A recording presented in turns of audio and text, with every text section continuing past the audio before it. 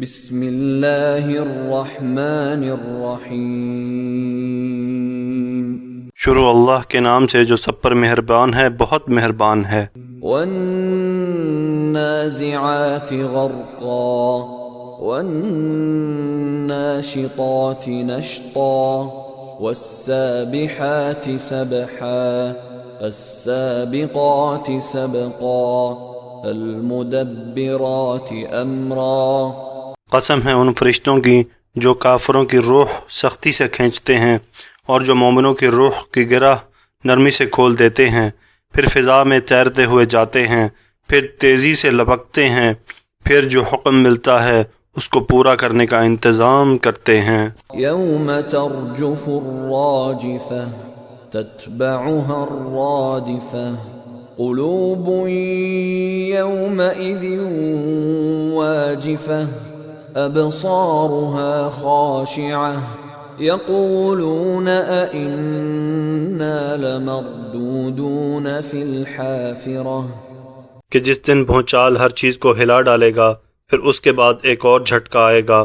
اس دن بہت سے دل لرز رہے ہوں گے، ان کی آنکھیں جھکی ہوئی ہوں گی۔ یہ کافر لوگ کہتے ہیں کہ کیا ہم پہلی والی حالت پر لوٹا دیے جائیں گے؟ اَإِذَا كُنَّا عِظَامًا نَخِرَةً قَالُوا تِلْكَ إِذًا كَرَّةٌ خَاسِرَةٌ فَإِنَّمَا هِيَ زَجْرَةٌ وَاحِدَةٌ فَإِذَا هُمْ بِالسَّاهِرَةِ۔ کیا اس وقت جب ہم بوسیدہ ہڈیوں میں تبدیل ہو چکے ہوں گے، کہتے ہیں کہ اگر ایسا ہوا تو یہ بڑے گھاٹے کی واپسی ہوگی۔ حقیقت تو یہ ہے کہ بس ایک زور کی آواز ہوگی، جس کے بعد وہ اچانک ایک کھلے میدان میں ہوں گے۔ هل أتاك حديث موسى إذ ناداه ربه بالواد المقدس طوى اذهب إلى فرعون إنه طغى فقل هل لك إلى أن تزكى وأهديك إلى ربك فتخشى فأراه الآية الكبرى فكذب وعصى ثم أدبر يسعى فحشر فنادى فقال أنا ربكم الأعلى فأخذه الله نكال الآخرة والأولى إن في ذلك لعبرة لمن يخشى۔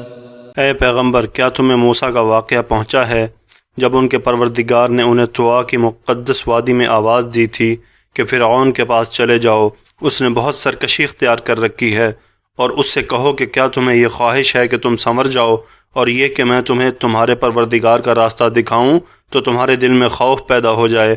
چنانچہ موسیٰ نے اس کو بڑی زبردست نشانی دکھائی، پھر بھی اس نے انہیں جھٹلایا اور کہنا نہیں مانا۔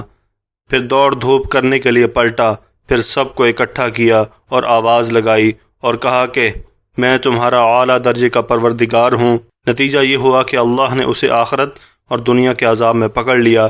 حقیقت یہ ہے کہ اس واقعے میں اس شخص کے لیے بڑی عبرت ہے جو اللہ کا خوف دل میں رکھتا ہو۔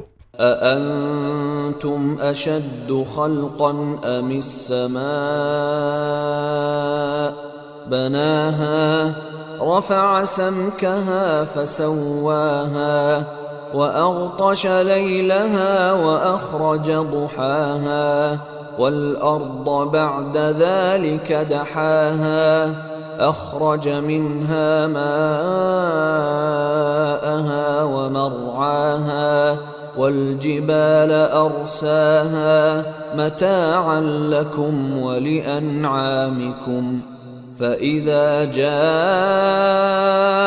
الطامة الكبرى يوم يتذكر الإنسان ما سعى وبرزت الجحيم لمن يرى فأما من طغى وآثر الحياة الدنيا فإن الجحيم هي المأوى وَأَمَّا مَنْ خَافَ مَقَامَ رَبِّهِ وَنَهَى النَّفْسَ عَنِ الْهَوَى فَإِنَّ الْجَنَّةَ هِيَ الْمَأْوَى۔ انسانوں، کیا تمہیں پیدا کرنا زیادہ مشکل ہے یا آسمان کو؟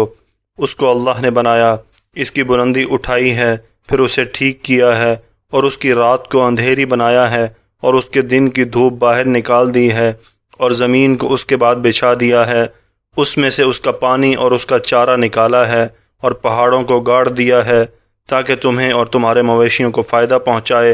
پھر جب وہ سب سے بڑا ہنگامہ برپا ہوگا، جس دن انسان اپنا سارا کیا دھرا یاد کرے گا اور دوزخ ہر دیکھنے والے کے سامنے ظاہر کر دی جائے گی، تو وہ جس نے سرکشی کی تھی اور دنیا کی زندگی کو ترجیح دی تھی تو دوزخ ہی اسی کا ٹھکانہ ہوگی، لیکن وہ جو اپنے پروردگار کے سامنے کھڑا ہونے کا خوف رکھتا تھا اور اپنے نفس کو بری خواہشات سے روکتا تھا تو جنت ہی اس کا ٹھکانہ ہوگی۔ يسألونك عن الساعة أيان مرساها فيم أنت من ذكراها إلى ربك منتهاها إنما أنت منذر من يخشاها كأنهم يوم يرونها لم يلبثوا إلا عشية أو ضحاها۔ یہ لوگ تم سے قیامت کی گھڑی کے بارے میں پوچھتے ہیں کہ وہ کب قائم ہوگی، تمہارا یہ بات بیان کرنے سے کیا کام؟ اس کا علم تو تمہارے پروردگار پر ختم ہے۔ جو شخص اس سے ڈرتا ہو تم تو صرف اس کو خبردار کرنے والے ہو۔ جس دن یہ اس کو دیکھ لیں گے اس دن انہیں ایسا معلوم ہوگا جیسے وہ دنیا میں یا قبر میں ایک شام یا ایک صبح سے زیادہ نہیں رہے۔ خلاصہ تفسیر سورہ النازعات۔ قسم ہے ان فرشتوں کی جو کافروں کی جان سختی سے نکالتے ہیں اور جو مسلمانوں کی روح آسانی سے نکالتے ہیں، گویا ان کا بند کھول دیتے ہیں، اور جو روحوں کو لے کر زمین سے آسمان کی طرف اس طرح سرعت و سہولت سے چلتے ہیں جیسے گویا تیرتے ہوئے چلتے ہیں۔ پھر جب روحوں کو لے کر پہنچتے ہیں تو ان ارواح کے باب میں جو خدا کا حکم ہوتا ہے اس کے امتثال کے لیے تیزی کے ساتھ دوڑتے ہیں۔ پھر ان ارواح کے متعلق ثواب کا حکم ہو یا عقاب کا، دونوں امروں میں سے ہر امر کی تدبیر کرتے ہیں۔ ان سب کی قسم کھا کر کہتے ہیں کہ قیامت ضرور آئے گی، جس روز ہلا دینے والی چیز ہلا ڈالی جائے گی، مراد نفخہ اولا ہے، جس کے بعد ایک پیچھے آنے والی چیز آ جائے گی، مراد نفخہ ثانیہ ہے۔ بہت سے دل اس روز دھڑک رہے ہوں گے، ان کی آنکھیں مارے ندامت کے جھک رہی ہوں گی، مگر یہ لوگ قیامت کا انکار کر رہے ہیں اور کہتے ہیں کہ کیا ہم پہلی حالت میں واپس ہوں گے؟ پہلی حالت سے مراد حیات قبل ممات ہے، یعنی کیا بعد الموت پھر حیات ثانیہ ہوگی؟ مقصود استبعاد ہے کہ یہ کیسے ہو سکتا ہے کہ جب ہم بوسیدہ ہڈیاں ہو جائیں گے پھر حیات کی طرف واپس ہوں گے؟ مقصود استصعاب ہے کہ یہ سخت دشوار ہے۔ کہنے لگے کہ اگر ایسا ہوا تو اس صورت میں یہ واپسی ہمارے لیے بڑے خسارہ کی ہوگی، کیونکہ ہم نے تو اس کے لیے کچھ سامان نہیں کیا۔ مقصود اس سے تمسخر تھا اہل حق کے اس عقیدہ کے ساتھ، یعنی ان کے عقیدہ پر ہم بڑے خسارہ میں ہوں گے، جیسے کوئی شخص کسی کو خیر خواہی سے ڈرائے کہ اس راہ مت جانا، شیر ملے گا، اور مخاطب تکذیب کے طور پر کسی سے کہے بھائی ادھر ادھر مت جانا، شیر کھا جائے گا، مطلب یہ کہ وہاں شیر ویر کچھ بھی نہیں ہے۔ آگے استبعاد و استصعاب مذکور کا رد ہے کہ یہ لوگ جو قیامت کو بعید اور مشکل کہتے ہیں تو یہ سمجھ رکھیں کہ ہم کو کچھ مشکل نہیں، بلکہ وہ بس ایک ہی سخت آواز ہوگی جس سے سب لوگ فوراً ہی میدان میں موجود ہوں گے۔ آگے مکذبین کی تخفیف اور تکذیب پر آپ کی تسلی کے لیے موسیٰ علیہ السلام کا قصہ فرعون کے ساتھ بیان کیا جاتا ہے۔ پس فرماتے ہیں کہ کیا آپ کو موسیٰ علیہ السلام کا قصہ پہنچا ہے کہ جب ان کو ایک پاک میدان یعنی طوا میں، یہ اس کا نام ہے، پکارا کہ تم فرعون کے پاس جاؤ، اس نے بڑی شرارت اختیار کی ہے، سو اس سے جا کر کہو کہ کیا تجھ کو اس بات کی خواہش ہے کہ تو درست ہو جائے، اور تیری درستی کی غرض سے میں تجھ کو تیرے رب کی طرف ذات و صفات کی رہنمائی کروں تو ذات و صفات کو سن کر اس سے ڈرنے لگے اور اس ڈر سے درست ہو جاوے۔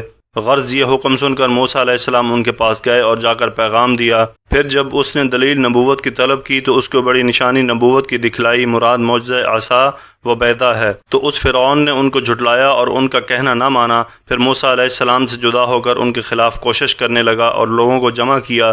پھر ان کے سامنے با آواز بلند تقریر کی کہ کہا کہ میں تمہارا رب اعلیٰ ہوں۔ اعلیٰ قید و واقعی کے طور پر کہا، پس اصل مقصود انا ربکم ہے، اور اعلیٰ صفت مادحہ بڑھا دی اور احتزاز نہیں جس سے غیر اعلیٰ دوسرے رب کا ثبوت ہو۔ سو اللہ تعالیٰ نے اس کو آخرت کے اور دنیا کے عذاب میں پکڑا۔ دنیاوی عذاب تو غرق ہے اور اخروی عذاب حرق یعنی جلنا ہے۔ بے شک اس واقعہ میں ایسے شخص کے لیے بڑی عبرت ہے جو اللہ تعالیٰ سے ڈرے۔ آگے قیامت کو بعید یا مشکل سمجھنے کا عقلی جواب ہے، یعنی بھلا تمہارا دوسری بار پیدا کرنا فی نفسہ زیادہ سخت ہے یا آسمان کا؟ اور فی نفسہ ہی اس لیے کہا کہ اللہ تعالیٰ کی قدرت کی نسبت سے تو سب مساوی ہیں، اور ظاہر ہے کہ آسمان ہی کا پیدا کرنا زیادہ سخت ہے۔ پھر جب اس کو پیدا کر دیا تو تمہارا پیدا کرنا کیا مشکل ہے؟ آگے آسمان کے پیدا کرنے کی کیفیت بیان فرماتے ہیں کہ اللہ تعالیٰ نے اس کو بنایا اس طرح سے کہ اس کی چھت کو بلند کیا اور اس کو درست بنایا کہ کہیں اس میں شقوق اور فطور پھٹا ہوا یا جوڑ پیوند تو نہیں، اور اس کی رات کو تاریک بنایا اور اس کے دن کو ظاہر کیا۔ رات اور دن کو آسمان کی طرف اس لیے منسوب کیا کہ رات اور دن آفتاب کے طلوع اور غروب سے ہوتے ہیں، اور آفتاب آسمان سے متعلق ہے۔ اور اس کے بعد زمین کو بچھایا اور بچھا کر اس سے اس کا پانی اور چارہ نکالا، اور پہاڑوں کو اس پر قائم کر دیا تمہارے اور تمہارے مویشی کے فائدہ پہنچانے کے لیے۔ اصل استدلال خلق سما سے تھا، مگر زمین کا ذکر شاید اس لیے کر دیا کہ اس کے احوال ہر وقت پیش نظر ہیں، وہ سما کے برابر نہ صحیح لیکن فی نفسہ ہی انسان کی تخلیق سے زمین کی تخلیق میں اشد ہے۔ بس حاصل استدلال کا یہ ہوا کہ جب ایسی ایسی چیزیں ہم نے بنا دیں تو تمہارا دوبارہ زندہ کرنا کیا مشکل ہے۔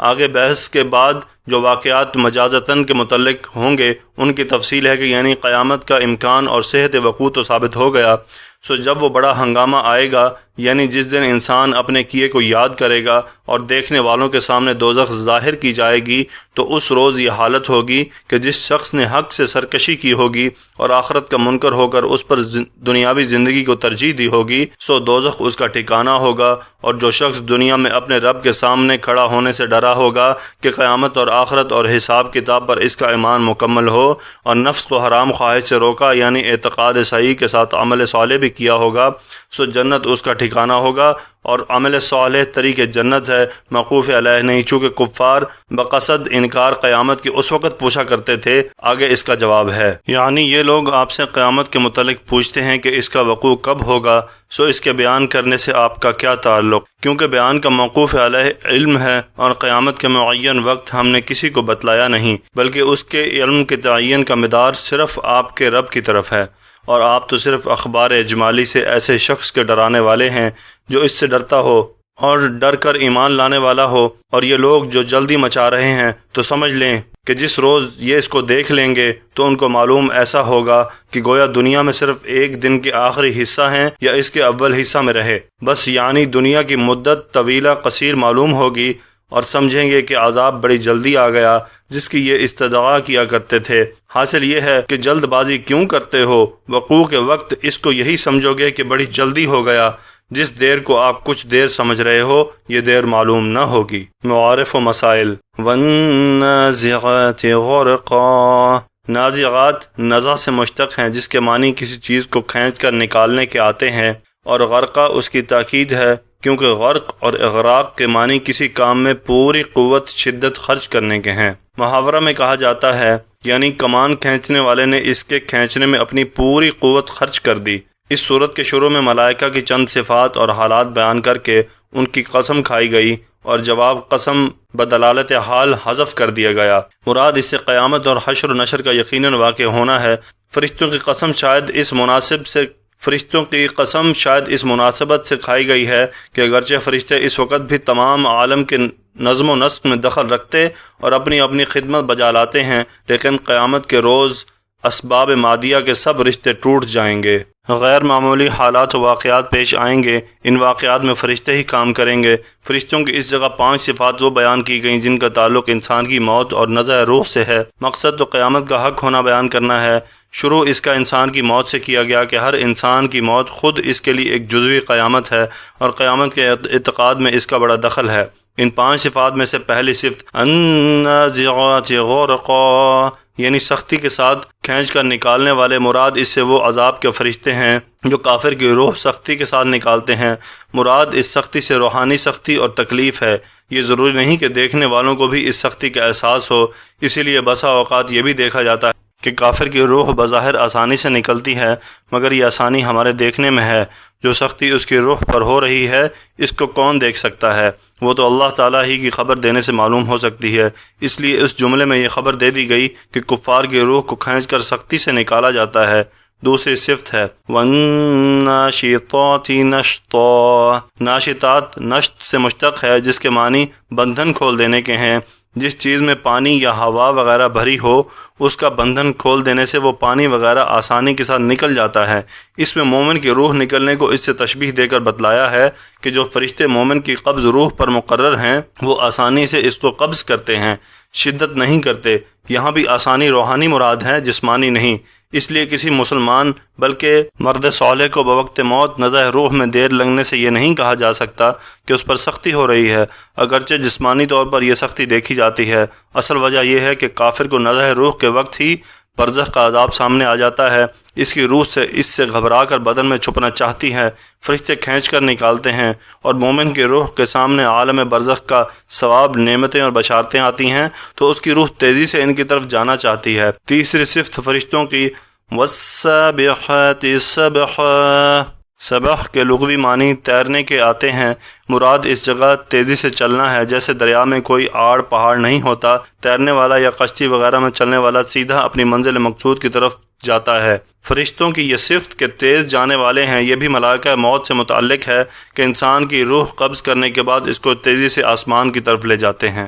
چوتھی صفت فَالسَّابِقَاتِ سَبْقًا ہے۔ مراد یہ ہے کہ پھر یہ روح جو فرشتوں کے قبضہ میں ہے اس کو اس کے اچھے یا برے ٹھکانے پر پہنچانے میں سبقت اور عجلت سے کام لیتے ہیں۔ مومن کی روح کو جنت کی ہواؤں اور نعمتوں کی جگہ میں، کافر کی روح کو دوزخ کی ہواؤں اور عذابوں کی جگہ میں پہنچا دیتے ہیں۔ پانچویں صفت فَالْمُدَبِّرَاتِ أَمْرًا۔ امر الہی کی تدبیر و تنفیذ کرنے والے، یعنی ان ملائکہ موت کا آخری کام یہ ہوگا کہ جس روح کو ثواب اور راحت دینے کا حکم ہوگا اس کے لیے راحت کے سامان جمع کر دیں، اور جس کو عذاب اور تکلیف میں ڈالنے کا حکم ہوگا اس کے لیے اس کا انتظام کر دیں۔ قبر میں ثواب و عذاب۔ موت کے وقت فرشتوں کا آنا اور انسان کی روح قبض کر کے آسمان کی طرف لے جانا، پھر اس کے اچھے یا برے ٹھکانے پر جلدی سے پہنچا دینا اور وہاں ثواب یا عذاب، تکلیف یا راحت کے انتظامات کر دینا، ان آیات مذکورہ سے ثابت ہو گیا یہ عذاب و ثواب قبر یعنی برزخ میں ہوگا۔ حشر کا عذاب و ثواب اس کے بعد ہے۔ احادیث صحیحہ میں اس کی بڑی تفصیلات مذکور ہیں۔ حضرت براء بن عازب رضی اللہ تعالیٰ عنہ کی طویل حدیث مشکات میں بحوالہ مسند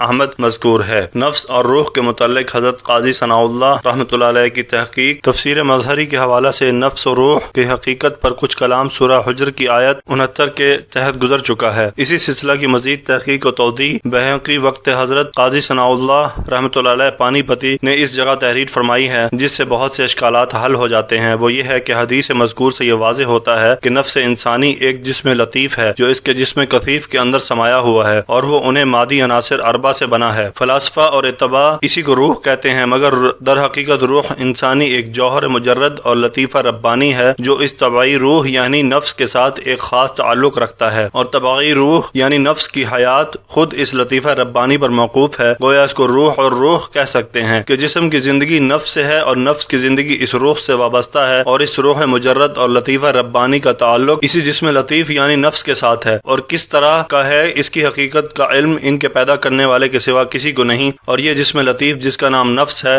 اس کو حق تعالیٰ نے اپنی قدرت سے ایک آئینہ کی مثال بنایا ہے جو آفتاب کے بالمقابل رکھ دیا گیا ہو تو آفتاب کی روشنی اس میں ایسی آ جاتی ہے کہ یہ خود آفتاب کی طرح روشنی پھیلاتا ہے۔ نفس انسانی اگر تعلیم وحی کے مطابق ریاضت و محنت کر لیتا تو وہ بھی منور ہو جاتا ہے، ورنہ وہ جسم کثیف کے خراب اثرات میں ملوث ہوتا ہے۔ یہی جسم لطیف ہے جس کو فرشتے اوپر لے جاتے ہیں اور پھر اعزاز کے ساتھ نیچے لاتے ہیں جبکہ وہ منور ہو چکا ہو، ورنہ آسمان کے دروازے اس کے لیے نہیں کھلتے۔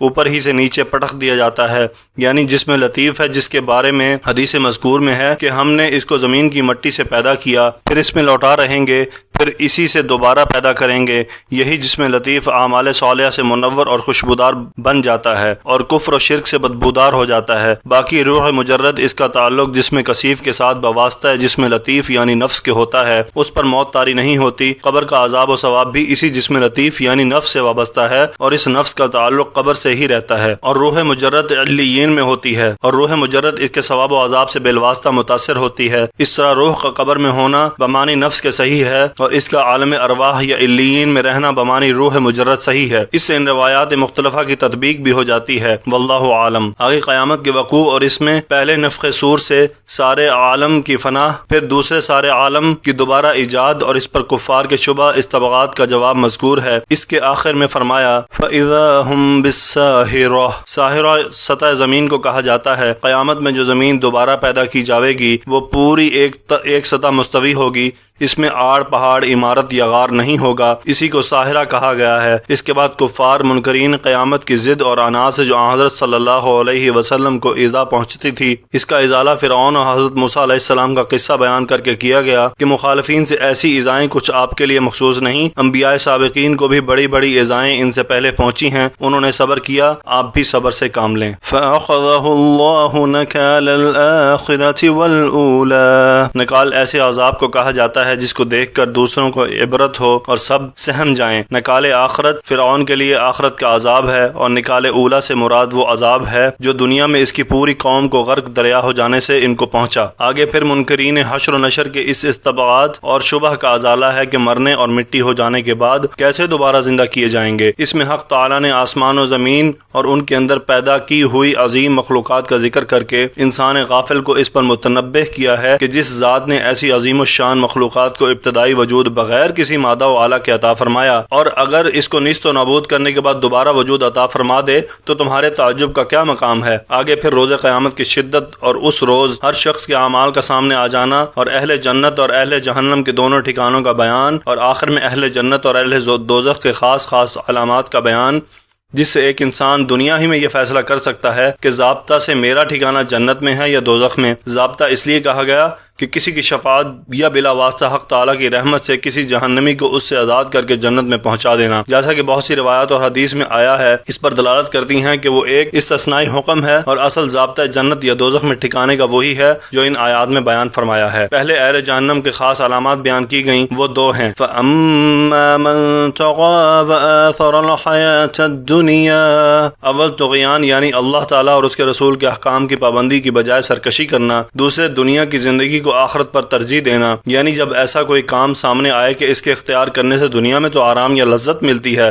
مگر آخرت میں اس پر عذاب مقرر ہے، اس وقت وہ دنیا کی لذت کو ترجیح دے کر آخرت کی فکر کو نظر انداز کر دے۔ جو شخص دنیا میں ان دو بلاؤں میں مبتلا ہے اس کے لیے فرما دیا فَإِنَّ الْجَحِيمَ هِيَ الْمَأْوَىٰ، یہی جہنم ہے، اس کا ٹھکانہ ہے۔ اس کے بعد اہل جنت کی اس طرح دو علامتیں بتائی ہیں۔ وَأَمَّا مَنْ خَافَ مَقَامَ رَبِّهِ وَنَهَى النَّفْسَ عَنِ الْهَوَىٰ، اول یہ کہ جس شخص کو دنیا میں اپنے ہر عمل ہر کام کے وقت یہ خوف لگا رہا کہ مجھے ایک روز حق تعالیٰ کے سامنے پیش ہو کر ان اعمال کا حساب دینا ہوگا، دوسرے جس نے اپنے نفس کو قابو میں رکھا، ناجائز خواہشوں سے اس کو روک دیا، جس نے دنیا میں یہ دو وصف حاصل کر لیے، قرآن کریم نے اس کو یہ خوشخبری دے دی فَإِنَّ الْجَنَّةَ هِيَ الْمَأْوَىٰ، یعنی جنت ہی اس کا ٹھکانہ ہے۔ مخالفت نفس کے 3 درجے۔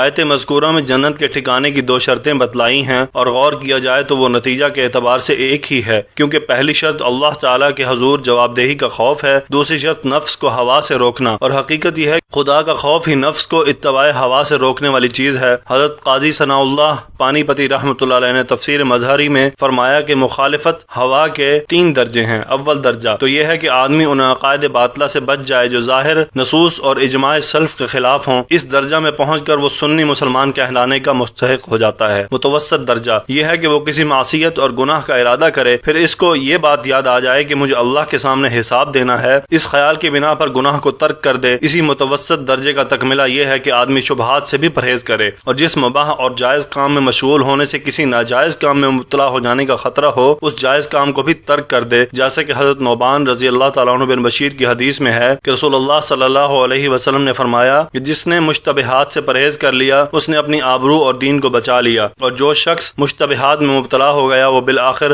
محرمات میں مبتلا ہو جائے گا۔ مراد مشتبہات سے وہ کام ہیں جن میں جائز و ناجائز ہونے کے دونوں احتمال ہوں، یعنی عمل کرنے والے کو یہ شبہ ہو کہ میرے لیے یہ کام جائز ہے یا ناجائز۔ مثلا ایک شخص بیمار ہے، وضو کرنے پر قادر تو ہے اور اس کا یقین پورا نہیں کہ میرے لیے وضو کرنا اس حالت میں مضر ہے، تو تیمم کا جواز اور عدم جواز مشتبہ ہو گیا۔ اسی طرح کھڑے ہو کر نماز پڑھ تو سکتا ہے مگر مشقت بہت زیادہ ہے، اس کی وجہ سے یہ اشتباہ ہو گیا کہ بیٹھ کر نماز میرے لیے درست ہوگی یا نہیں۔ ایسے موقع پر مشتبہ چیز کو چھوڑ کر یقینی جواز کو اختیار کرنا تقویٰ ہے، اور مخالفت کا متوسط درجہ یہی ہے۔ مقاصد نفس کی مخالفت ان چیزوں میں جو صریح طور سے گناہ اور سیئات ہیں، یہ تو اگر کوئی کوشش کرے تو با اختیار خود بھی اس میں کامیابی ہو جاتی ہے، لیکن ایک ہوا نفس وہ ہے جو عبادات اور اعمال حسنہ میں شامل ہو جاتی ہے۔ ریا و نمود، خود پسندی، یہ ایسے دقیق گناہ اور شدید ہوائی نفس ہیں جن میں انسان اکثر خود بھی دھوکہ کھاتا ہے، اپنے عمل کو درست اور صحیح سمجھتا رہتا ہے، اور یہی وہ ہوائے نفس ہے جس کی مخالفت سب سے پہلے اور سب سے زیادہ ضروری ہے، مگر اس سے بچنے کا صحیح علاج اور مجرب نسخہ اس کے سوا کچھ نہیں کہ انسان کوئی ایسا شیخ کامل تلاش کرے جو کسی ماہر شیخ خدمت میں رہ کر مجاہدات کر کے عیوب نفس اور ان کے معالجہ سے واقف ہو کر اپنے آپ کو اس کے حوالہ کر دے اور اس کے مشورہ پر عمل کرے۔ شیخ امام حضرت یعقوب قرخی رحمۃ اللہ علیہ فرماتے ہیں کہ میں اپنی ابتدائی عمر میں نجار تھا، لکڑی کا کام کرتا تھا۔ میں نے اپنے نفس میں سستی اور باطن میں ایک قسم کی ظلمت محسوس کی تو ارادہ کیا کہ چند روزے رکھوں تاکہ یہ ظلمت اور سستی دور ہو جائے۔ اتفاقاً اسی روزے کی حالت میں ایک روز میں شیخ اجل امام بہاؤالدین نقشبندی رحمۃ اللہ علیہ کی خدمت میں حاضر ہوا۔ شیخ نے مہمانوں کے لیے کھانا منگایا اور مجھے بھی کھانے کا حکم دیا، اور فرمایا بہت برا بندہ ہے جو اپنی ہوائی نفس کا بندہ ہو جو اس کو گمراہ کرے، اور فرمایا کہ کھانا کھا لینا اس روزے سے بہتر ہے جو ہوائی نفسانی کے ساتھ ہو۔ اس وقت مجھے احساس ہوا کہ میرا نفس عجب و خود پسندی کا شکار ہو رہا تھا، جس کو شیخ نے محسوس کیا، اور مجھے ثابت ہو گیا کہ ذکر و شغل اور نفل عبادات میں کسی شیخ کی اجازت و ہدایت درکار ہے، کیونکہ وہ مقاصد نفس سے واقف ہوتا ہے۔ جس نفسی عمل میں کوئی نفس کا قید ہو